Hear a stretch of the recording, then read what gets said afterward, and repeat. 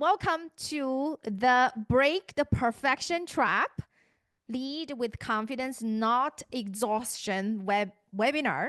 And my name's Coco Duan. I am an executive life coach.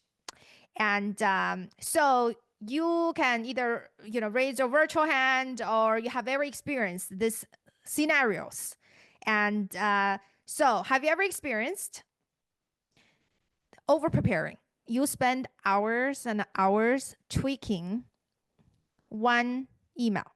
And this email is an important email, probably goes to an important stakeholder, right? For me, used to go to a CEO, I will spend hours and hours tweaking it and still feel like, something's off. Have you ever experienced that? Or you spend days. Yes, for sure, exactly. And you spend days preparing for presentation and rehearse, memorize, and still feel like, you're not ready. And if you have a team, then you may have experienced that you delegate, right? As a manager, as a leader, you delegate. Then when the team brings their work back, and then you double check, triple check, and redo their work. And also, you may have experienced there's this new opportunity, and it will give you more visibility, give you more, right? Lead bigger project, but somehow you didn't feel you were ready. You said no. Right? All of those are just different forms of perfectionism. And there's more. I'll talk more of that, but those are just a few examples. And then you feel exhausted because you are doing overworking, over preparing, right? Doing all of that. And at the end of the day, you feel like exhausted. Never have enough time. And then sometimes you feel kind of regret. You're like, I wish I could say yes to the opportunity because it's a great opportunity, but I somehow just didn't feel ready. And that's super common for people who call themselves perfectionists.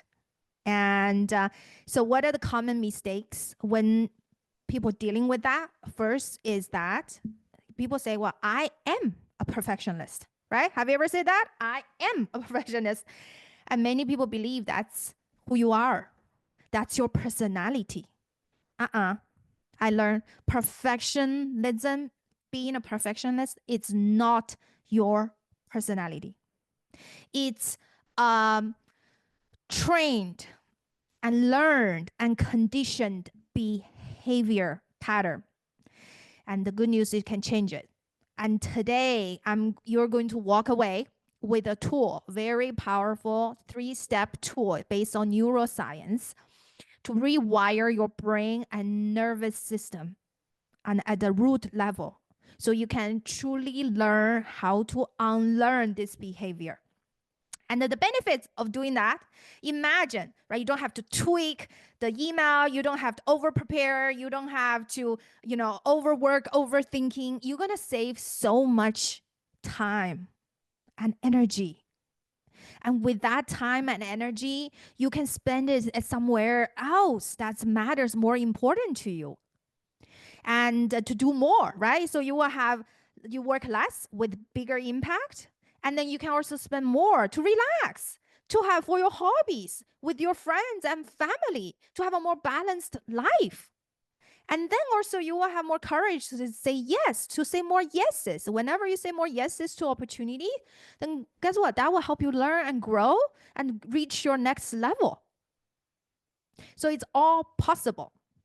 So now you're may ask him, wondering, especially if you don't know me very well, it's like, Coco, how would I trust you to teach me this? Well, that's a fair question because I was a perfect perfectionist. I checked every single box of a perfectionist behavior, every single box. I will tell you more. And I didn't even know. I didn't even know I had that challenge. I didn't even know that I had that issue until I started working on it, really 3 years ago. And so let me give you a couple examples who I was, right, before and after. And I remember, I was put on big project, and it was required for me to send email update to my CEO every day, every week. And literally, I would spend hours on that email, hours tweaking every single word. And I didn't even trust myself. I would ask my colleagues to review the email before I send it out. Just hours wasted on it. And then not right, that's in corporate world. Then when I became an entrepreneur 2 years ago, guess what? I had the same behavior pattern. The first email newsletter I sent out to my audience, I spent a week tweaking every word because I was so worried I would say the wrong thing. And now, 2 years later, many of you probably getting my emails, right? I send multiple emails a week, multiple emails a week to my audience. I don't even blink over it, right? I just send it out. I'm not thinking twice about it. And now also give you an example, my podcast, when I launched my podcast 6 months ago, the first few episodes, I spent 8 hours recording and editing. I edit out every single flaw, every single and and an extra pause. 8 hours. I was exhausted doing it. And now I spend less than an hour on a podcast. Right? This is still very good quality, but imagine how much time I save just by doing this one thing. And most recently, I'm going to tell you more about this example and this story. Video, right? I post a lot of different videos online, and I used to do one simple video, 5 minutes, I would do 20 takes. 20 takes. I would not tolerate even one small mistake. I would just redo it. Imagine 5 minutes video would take me 3 hours to make it. And now what I do, I go live. I go live unscripted. I have an idea in mind. I just go live and talk about it. Literally just 5 minutes. 5 minutes video only spend 5 minutes versus used to be 3 hours. And imagine how much time and energy has saved me. So now I can do more, right? Do more the things matter to me. Otherwise, I just have more time to relax. And I'm not always so like stressed out and tense. And so that's what I'm going to teach you today. You're going to learn from my lived experience and really what works. And then you may hear a lot of different things. You may have tried a lot of different things before, but not necessarily worked. And today, you're going to take away something that's truly going to, when you put into practice, it's really going to be life-changing. And so that's the structure of today's webinar. Is going to be the first 14 minutes going to be me teaching, and I'll leave the last 20 minutes for you to ask any questions that you may have. Yeah, we're good? Okay, so perfectionist, being a perfectionist, what does it mean being a perfectionist, right? We already touched upon a few of those behaviors, and there's more. And then you may not even realize, oh, actually that's also a perfectionism tendency. So obviously, overwork, overprepare, that's big one. And right, micromanagement, that's the one I just talked about. When you delegate, guess what? The team's work, you will double check, triple check, and just always don't trust them to not make mistake, not to mess it up, right, in your mind. And then you would say no to new opportunities, and you don't want to be visible because you're afraid of making mistake. And you're also overthinking, basically indecisive. Oh, whether it's buy a car or buy a house or apply for a job or establish, break up a relationship or start a new relationship, always unsure. Question yourself. That's overthinking, and that's also a form of a perfectionism. And hypercritical of yourself and others, because it is when you have high standard, usually perfectionists have a very high standard, right? High standard. And when you do not meet your own standard or someone else do not meet your standard, you become super critical. And that's also a form of perfectionism. And then another one, also fairly common, I used to feel that a lot, which is avoid feedback. I was so afraid of getting feedback from my bosses before. You know why? Because I just wanted to avoid anything expose me as imperfect, right? In my mind, I always want to be this perfect, everything is perfect. But if I knew something gonna expose me as imperfect, I didn't want to hear it, right? It kind of in denial, because feedback is kind of a threat. So that, and then there's another way, it's right, controlling issues. It's the same thing. It could be minor things at home, right? For me, I had, even how to load the dishwasher, how to clean the house certain way, how to put certain things certain way bothers me, just because I cannot tolerate things are not being perfect in my mind. And that's a form of perfectionism as well. And then the last one is avoid vulnerability. Do not want to be seen as vulnerable.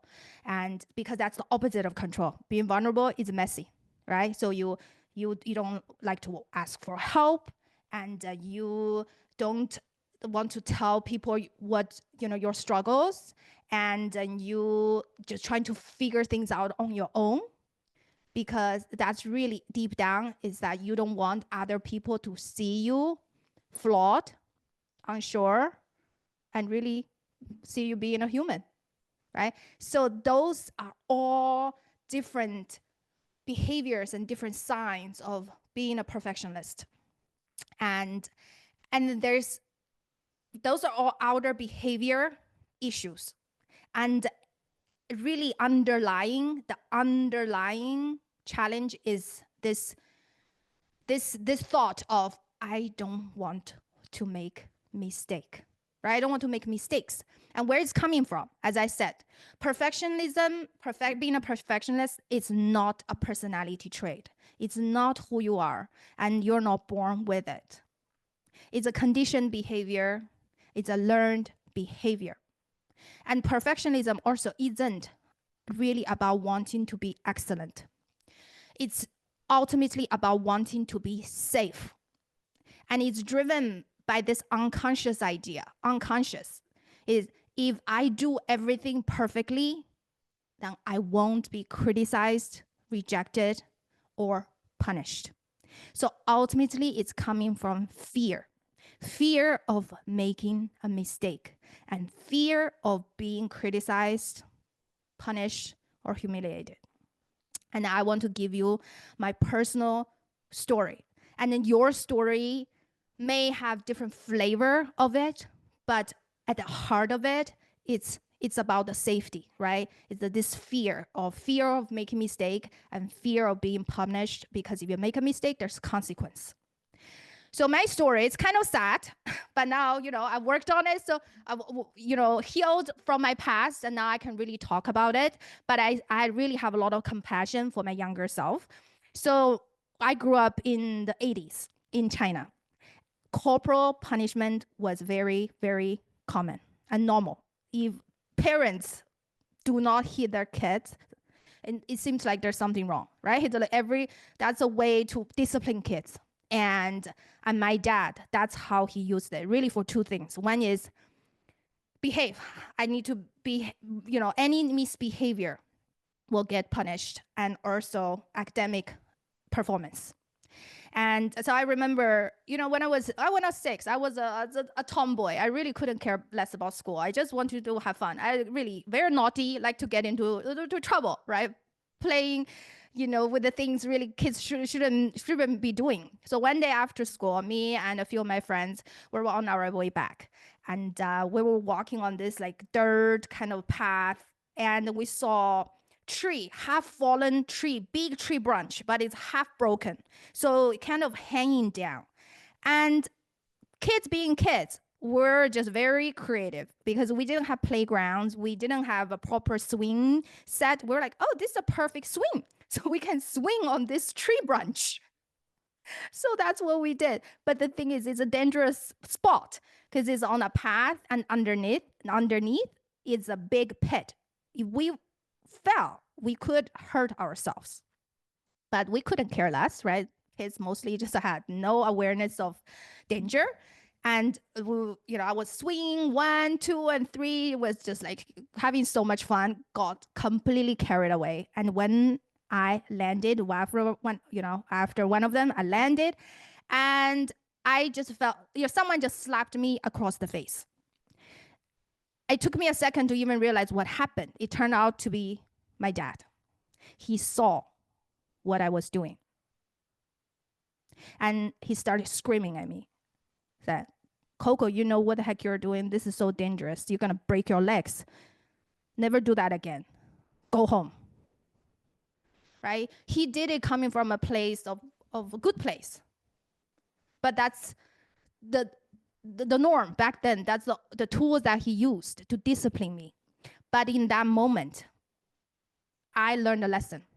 Learned the lesson is that I'd better not misbehave. I better not do stupid things like that, right? I'd better not to misbehave and then make a mistake like this because I'm going to get punished. And it is real consequence. It's real danger. Getting hit like that was painful, not just physically painful, it was emotionally painful. And then similar kind of treatment when it comes to academic school. And when I was 6 and 7, as I said, I really couldn't care less about school. But then when I got less than straight A's, I bring my paper home, and then the teachers would require us parents need to sign the paper, and every single time I would just be shaking on my way home. I really didn't want to go home because when I go home, I know what kind of punishment I will get, right? And that really, that wasn't just the only thing happened to me, right? There's many of other school too. Teachers were very critical, right? Whenever you do something wrong, the teacher also will criticize. So in that kind of environment, I was conditioned, I was shaped, I learned to not to make mistake, because making a mistake is costly. Very costly. And you may have a very different experience growing up, but you probably have a similar kind of flavor of this not safe. If you make a mistake, then there's consequence. Could be just criticism, right? Could be just something that make you feel bad for a little bit, but that stayed with you. And then when we become adult, guess what, right? There's no one, if I send an email, wrong email or whatever, I messed up a presentation, right? My boss not gonna slap me over my face, but guess what? The feeling was still there, right? The sense of feeling danger, not feeling safe, it's still there. Because you always go back to your childhood and find the past experience has a similar flavoring. So that's what's happening. And then it's not just, right, I feel literally physical sensation when I go up to present, right, presentation. I would just massive pit in my stomach, and I would be sweating. I would be, just stuttering, all of that. It's reminding me when I was younger in the classroom, it was the same exactly bodily sensation. So our nervous is not just our mind remembers, our body also keeps the score. And that's really where it's coming from. So perfectionism, ultimately, it's a protective strategy and developed to cope with deeper emotional needs, fears, and beliefs. Our brain, our number one priority is what? Our brain is wired for survival. It's to keep us alive. Our brain is not wired for happiness. And then this emotional survival loop, where we're just being this emotional survival loop when it comes to perfectionism, because it reinforces itself. How does it work? Is that if I succeed, right? If I get an A, guess what? Then I won't get punished, right? So I may even get rewarded. Then I want to do more of that. But if I don't get an A, then I feel shamed, I feel scared, and then that really reinforces the need to do better, to get the A next time. But it's all coming from a place of fear. So just reinforce this cycle. Then we think, oh, you know what? Being a perfectionist, it's a way to succeed, right? That's also helped me to get to where I am today. It's this mindset of that. But ultimately, what's the cost?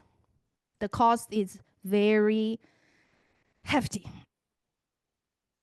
mental energy because you're just in this constant flight and fight. You're so afraid of making mistake. It's a threat, it's a danger. Then that puts so much pressure on you.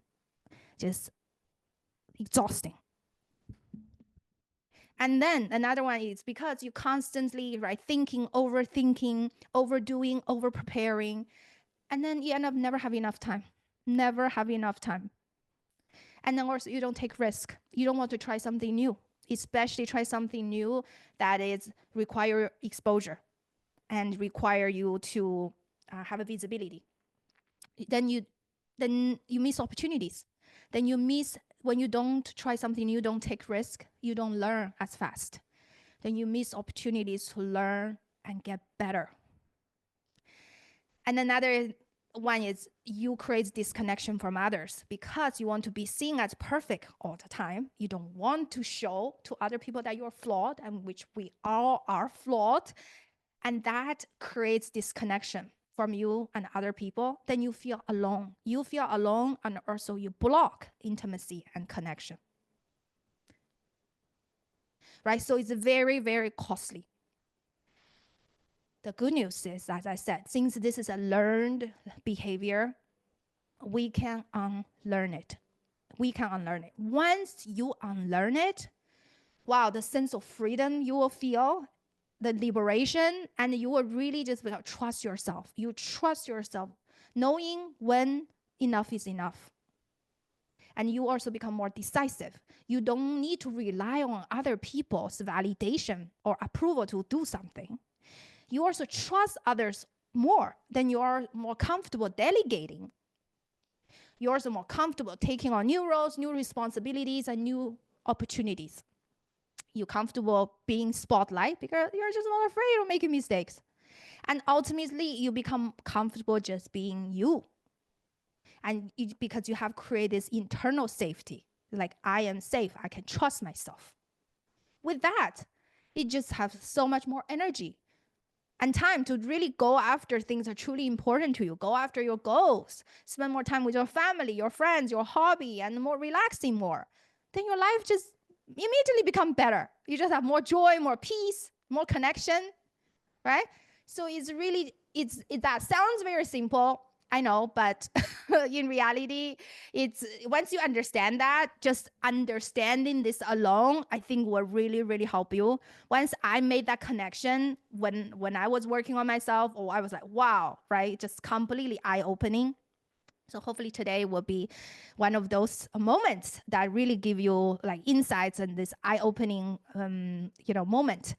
And you may have tried, right? You may have tried other things before, but it may have not worked. When it's mostly because many other things people talk about is very much talk about addressing the outer behavior issues, are not really talking about addressing this core fundamental root cause of it. And the outer behavior issue so much is, I don't have enough time, right? It's like I don't have enough time of the day to do everything, to, do all this email, just like what I used to do, right? The podcast took me 8 hours, and one video took me 3 hours. Imagine how many can I do? I just don't have enough time to do it all.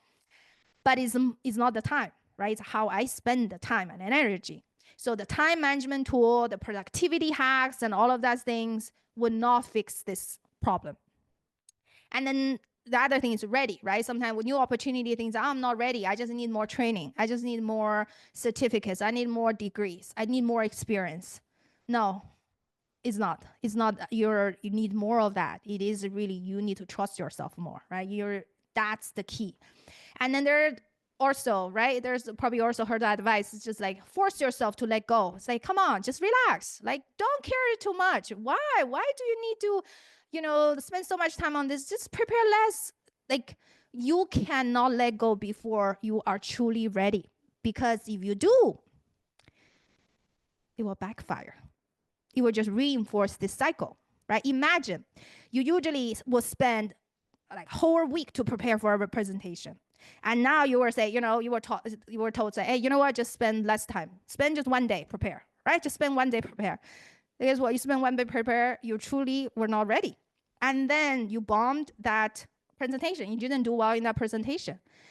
And what happens? Then you're like, oh my gosh, I should have spent more time, right? That's why I didn't do well, because I didn't spend enough time. If I spend enough time, I wouldn't be where I am today. Then you really reinforce, you need to keep spending that amount of time. So you really just become this, reinforce this problem.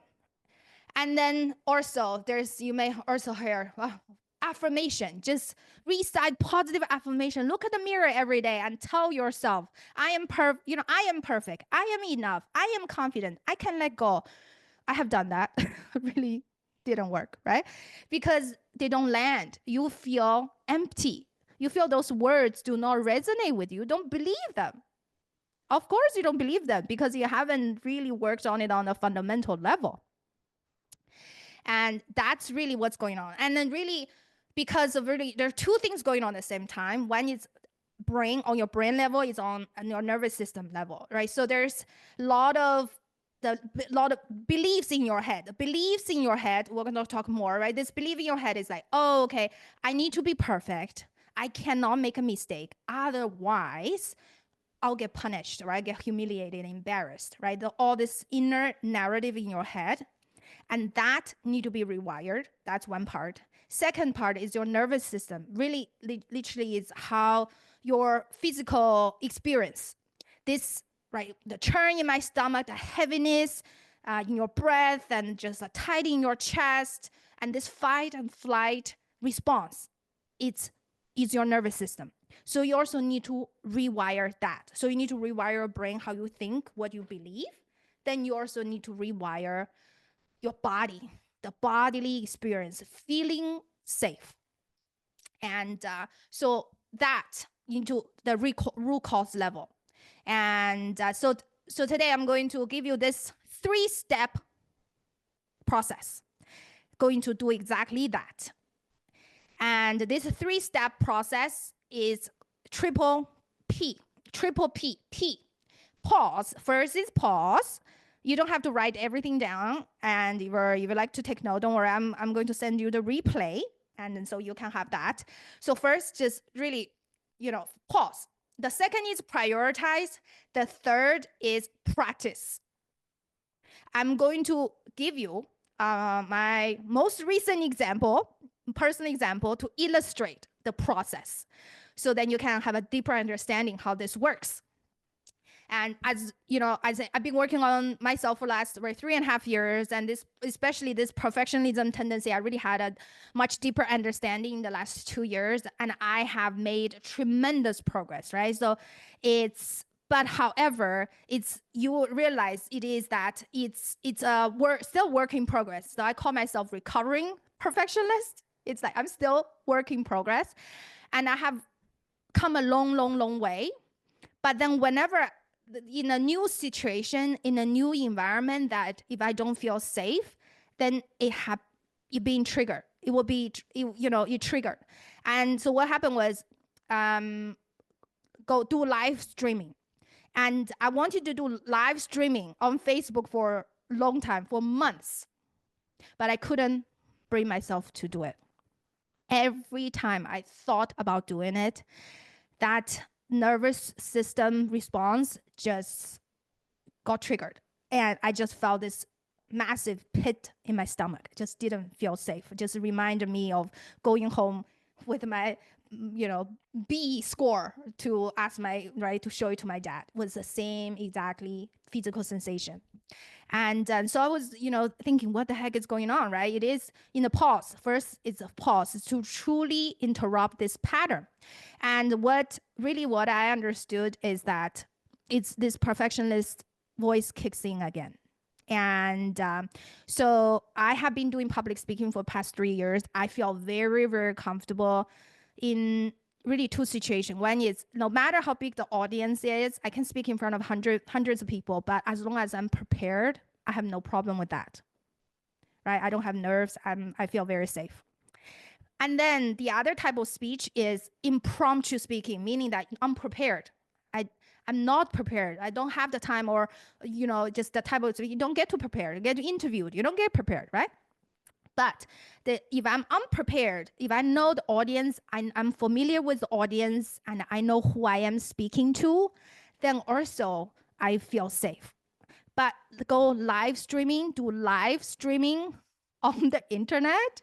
First is unscripted, right? Meaning that I'm unprepared. I cannot really fully prepare what I'm gonna say. And second is that I don't know who's watching. I'm not familiar with the audience. So in that situation, that it's become a new territory for me. And I felt really unsafe again. And so actually, I luckily I had, because I'm in a mastermind program, so I have peer coaches and we coach each other, and then they really helped me to really understand what the heck is going on during this pause, which is I understand, my perfectionist voice is kicking in again. And the voice, what is exactly the voice? I was talking to myself. It was, what if I make a mistake? Because, right, I'm unprepared. I unscripted. I don't know what's gonna come out, right? And also, like, what if in the mid-sentence or midway, I don't know what to say? And what if I say something stupid, right? It's all things along those lines. And in that moment, so once I realized, okay, it's my perfectionist voice kicking in again, and then I acknowledge it. I acknowledge it saying that, wow, that's my perfectionism trying to protect me.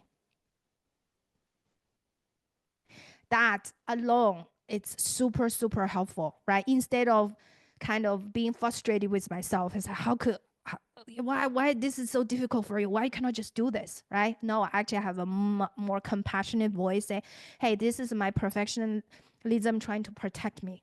And I really allowing myself to feel my body. I feel that pit in my stomach feeling. And I took a few deep breaths and really trying to feel that little girl, right? Little 6, 7 years old girl being inside of me, being afraid. Just thinking of that image really helps. So in this sacred pause, I call it sacred pause, is so critical. That's a first step to change, which is you need to interrupt this autopilot pattern, because this perfectionism behavior being running our whole lives, and it's just so habitual, so habitual. And so the only way to change it is that you need to interrupt the pattern. That's the first one. It's you need to pause and then acknowledge what's happening. It's like, okay, what is this voice talking? What are the thoughts that you're having? And acknowledge that it's protecting you, and then really feel your body, feel like where you feel tense, and really have compassion for that part of you. So that's the first step. Then the second step is P, is prioritize. Prioritize what? What's true and what truly matters. Really just reconnect what's true and what matters to you in this particular situation. So first of all, what's true? What's true? My head is, what if I make a mistake, right? What if I don't know what to say? What if I say something stupid? But what's the truth? The truth is, what if I make a mistake? What does it mean make a mistake? In my mind, making a mistake is just like mumble a little bit, it's a mistake, or say a lot of right, crutch words, or just that. I think that's a mistake because I feel like that's not perfect, being perfectly eloquent, articulate. So then I'm thinking, hey, does it really matter? Right? I see some really famous podcasters or even my business coach, and she sometimes mumbles a little bit, right? She sometimes says, and quite a bit. I don't mind at all. I don't see that as a mistake. Because, as long as she delivers a really powerful, helpful message, I don't really care how many she says. And that's not a mistake, right? So really think about, okay, that's not a mistake. There's no mistake. Who cares even, right? You're not saying it perfectly because no one's going to remember that. And then the other thoughts, I don't know what to say. I was like, hi, come on. I've been speaking for so long. I know what to say. Also, it's a topic, right? Live streaming is a topic that I already have in my head. I already know what I want to say. And the last one is, what if I'm going to say something stupid? And actually, it turns out I'm thinking, hey, when I'm not overly prepared, actually, I'm more authentic and more engaging. When I'm overly prepared, I come across as very rigid.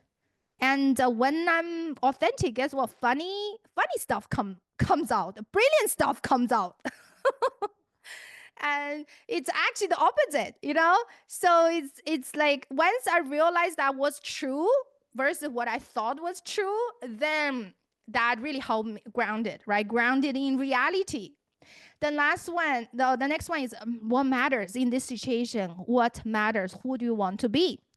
Because for me, I was like, I'm a coach. This is what I coach people. I coach people to face their fears. I coach people, right, to change their behaviors. That means I need to do this. I need to be the role model.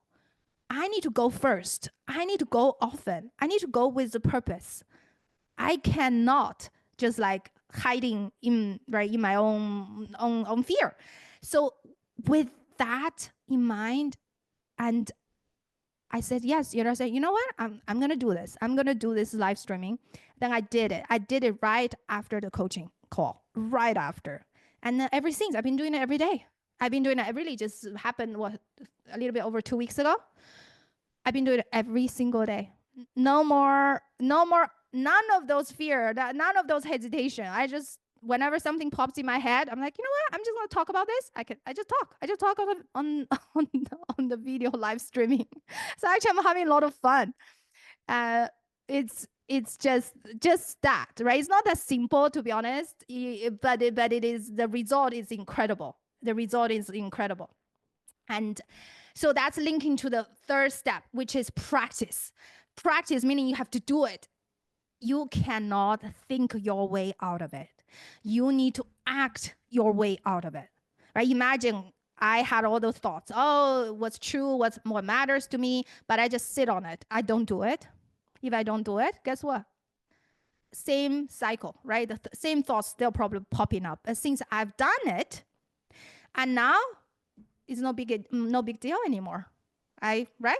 So what I really love this phrase called micro bravery. So it is really about practice, courage, and consistency over perfection, but in a small baby steps and tolerable steps. That's key. You don't want to take a big, gigantic step when you're not ready. You cannot, because you're going to get overwhelmed. When you get overwhelmed, you're going to freak out.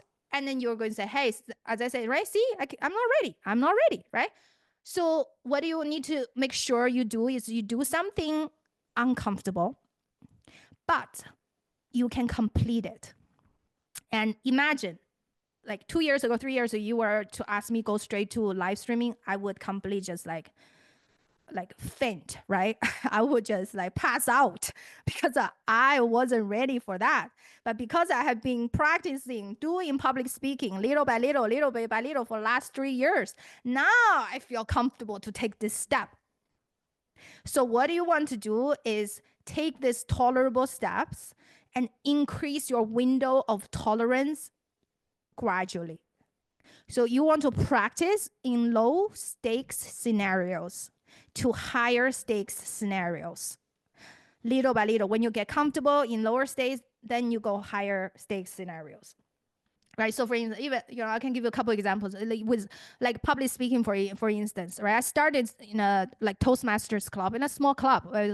Usually a few people, 10, 12 people shows up, and I just speak for a minute. That's it, right? I just speak for a minute, and then I go comfortable. I speak for 5 minutes and 7 minutes, right? And blah, blah, blah, blah, blah. Now I can speak for an hour. I have no problem.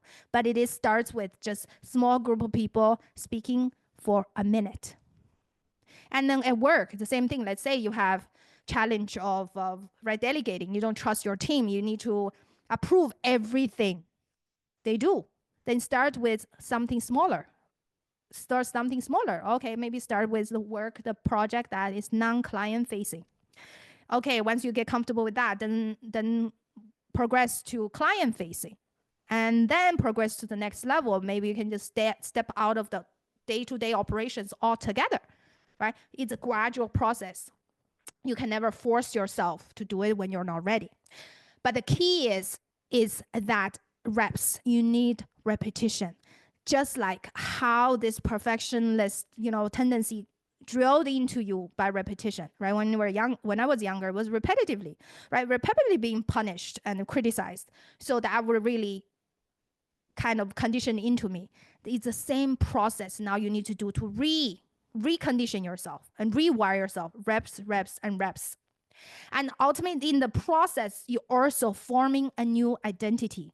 That's so important. You're becoming a new version of you. Before, right, you're is like, I cannot make mistakes and I need to be perfect. If I don't, I'm gonna be blah blah blah. Now this new identity is that, hey, I can face my fear, I can do hard things, I trust myself to know when enough is enough, right? I don't need to be perfect, and I'm not perfect, but I'm still valuable, right? I am someone who can delivers value without overworking. I am someone who can trust others. So all these new identities are going to develop along the way while you're practicing. And then the other thing I want to call out is that along the way, when you're practicing, right, when you do this work, support is very critical. You want to make sure that you have people supporting you. You have also accountability. You know, I wouldn't have go live without my actually peer coaches challenge me to do it right after that meeting. Because in my mind, I'm like, you know, I'm going to do it next week. But they say, why don't you just do it right after this meeting? Then I did. Then they checked in with me. They're like, Coco, did you do it? I was like, yes, I did. Right? Accountability is also very important. And last one is you want to celebrate yourself. You want to celebrate, you'll give yourself a pat on the back. Say, hey, great job.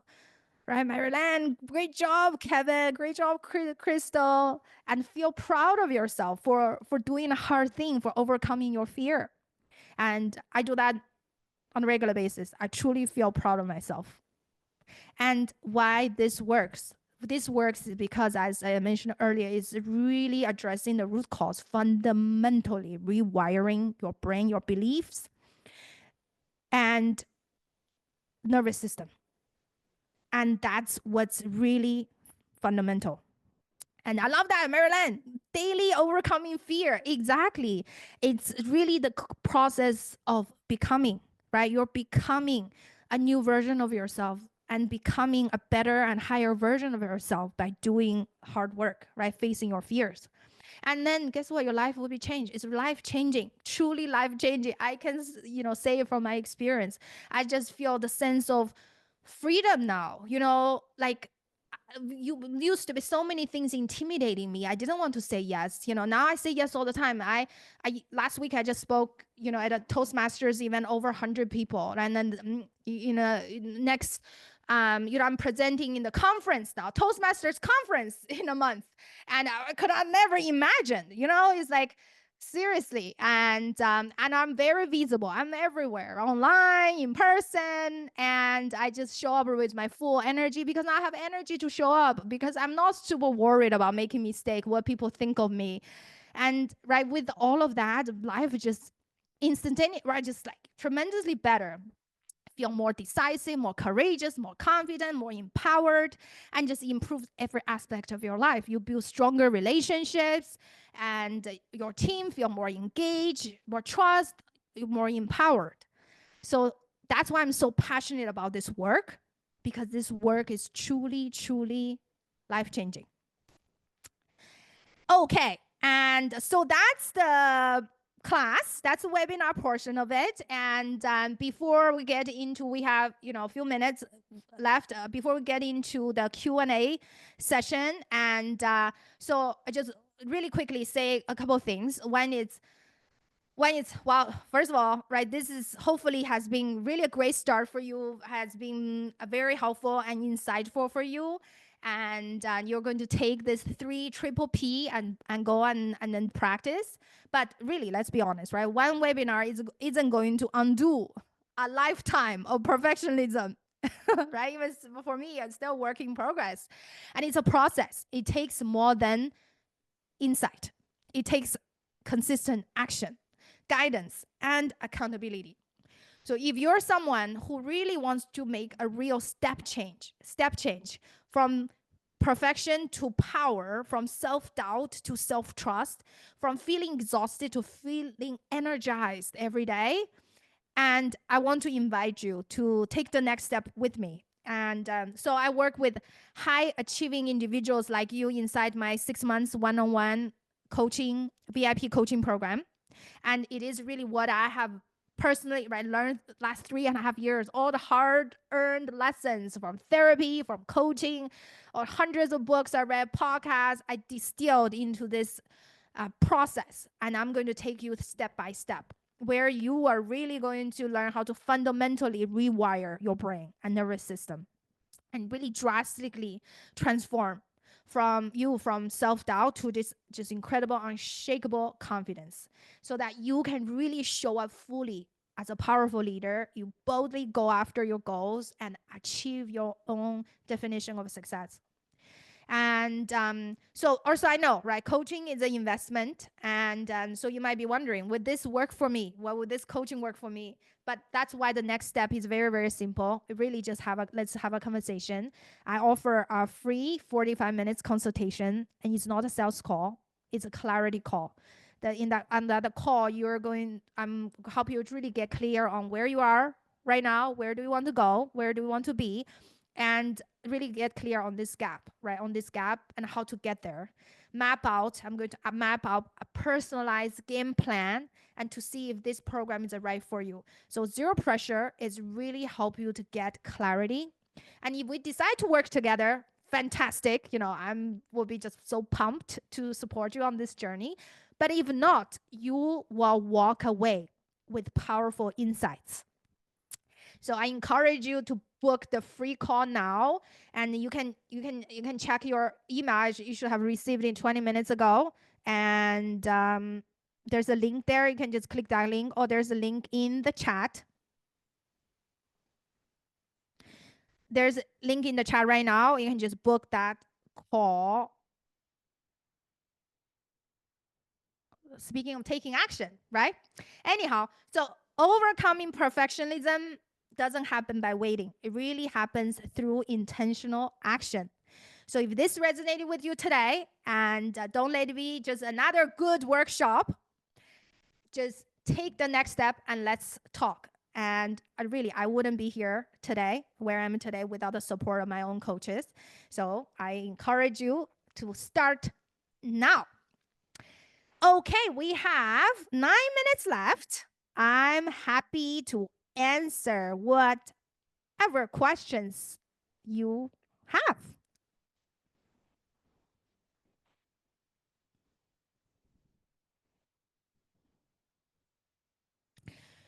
Okay, well, I often get asked this couple of questions. It's because I know that you are definitely growth mindset oriented. The fact that you're taking an hour out of your week, out of your day to do something like this, meaning that you're always very eager, right, to learn, to grow. So you may have tried a lot of things already, right? The books and podcasts, right? Time management tools and all of that. What you might, what coaching what makes different? Right? And I think there's really, as I mentioned earlier, when it's addressing symptoms, another is addressing root cause. And another thing I really wanted to point it out, I feel a lot of high achievers or smart people tend to really good at knowledge acquisition, right? Versus skill acquisition. So knowledge acquisition is meaning just learning something. A lot of people we learn, it's like, oh, okay, I know this is the challenge. Oh, no, this is the problem. But ultimately, overcoming perfectionism or really building more confidence is a skill. At the end of the day, it's a skill. So it's a skill acquisition. So the skill acquisition, it requires so much more really exercise, right? Guidance. You need to learn the skill. Then you need the guidance. You need accountability. You need the support. And then you need the feedback. And then you really need to have this embodied experience to change, to acquire this new skill. So that's really what makes the difference of really coaching. Coaching is helping you it's a skill acquisition. Listening podcasts and reading books a lot of times is a knowledge acquisition. So that's the difference. And the other thing is, the other question actually, even just the other day I got asked, he said, what if I don't have time for coaching right now? And I was like, okay, that's exactly why you need coaching. If you feel like you don't even have a time 1 hour a week to get coached, that means you need more, because you mean that you're right, you're spending a lot of your time and energy probably overthinking instead. And that's a pattern that we need to disrupt to begin with. And really, this work really will help you to reclaim your time and energy, as I said earlier. And actually, some of my clients say, really, I got back, 5 to 10 hours a week, not by working less, but by overthinking less. So this isn't about adding more to your plate. Actually, it's about removing what no longer serves you, so that you can lead with more clarity, focus, and freedom. Awesome. What other questions do you have?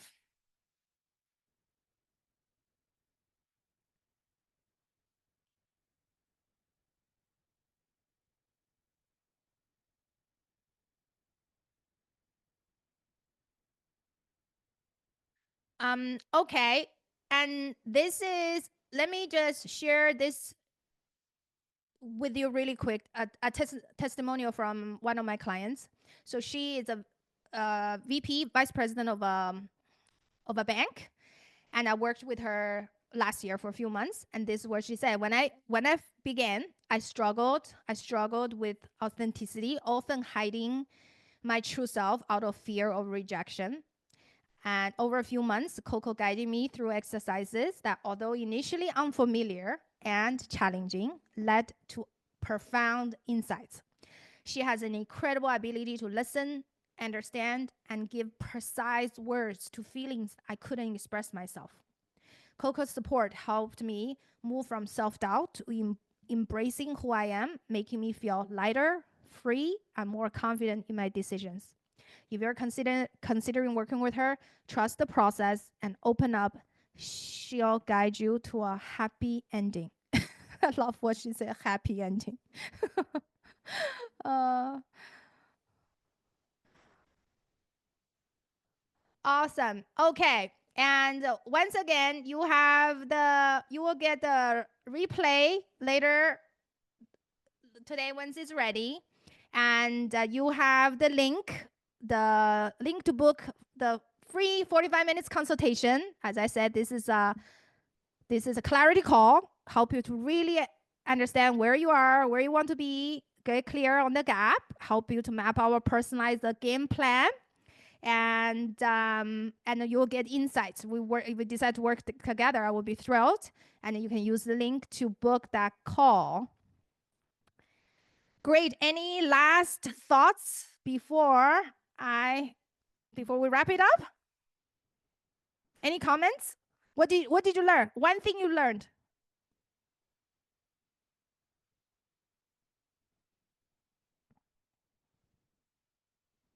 If you feel comfortable coming on camera, please do. I feel a little bit lonely here by myself. I know that you're paying attention, listening. I just love to hear you if you feel comfortable sharing.